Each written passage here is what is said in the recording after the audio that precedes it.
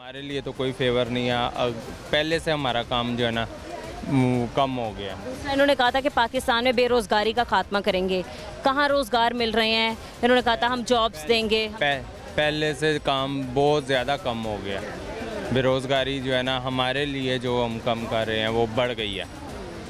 आपने अपनी मतलब जब से आप बड़े हुए हैं तब से देख रहे हैं पाकिस्तान के हालात बेहतर हुए, पाकिस्तान में कभी खुशहाली आई, महंगाई कंट्रोल हुई, कोई हुक्मरान आया जिसने पाकिस्तान का सोचा? बिल्कुल, ये पिछली हुकूमत जो पीटीआई गुजरी है तब काम बेहतर था। अच्छा, सही है।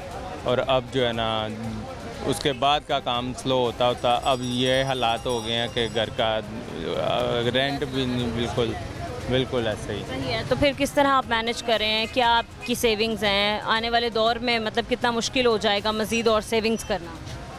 अब तो यही सूरत हाल है कि काम छोड़ के कोई और काम डबल काम करें। जी। क्या मुतालबा आपका हुकूमत से? बेरोज़गारी का किस तरह खात्मा किया जाए? दूसरा ये कि महंगाई को कैसे कंट्रोल किया जाए?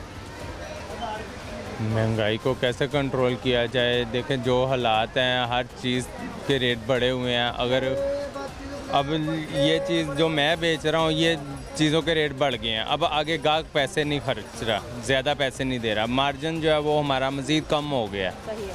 तो हमें कम रेट पे चीज़ मिलेगी तो हम आगे बेचेंगे, कुछ बचत होगी। लेकिन अब हालात ये हैं कि चीज़ महंगी है लेकिन आगे महंगे दामों नहीं बिक रही और बचत कम हो गई और हालात जो है ना मज़ीद डाउन हो गए। ठीक है। दूसरा ये कि आज बजट पेश किया जाएगा, आपको लगता है कि थोड़ा रिलीफ मिलेगा गरीब आवाम को, थोड़े रोज़गार पैदा होंगे, जॉब्स आएंगी? देखिए अगर जॉब्स आती हैं या कोई रिलीफ मिलता है तो वो यही है कि हम तक क्या पहुंचेगा या हम तक क्या रसाई हो गई।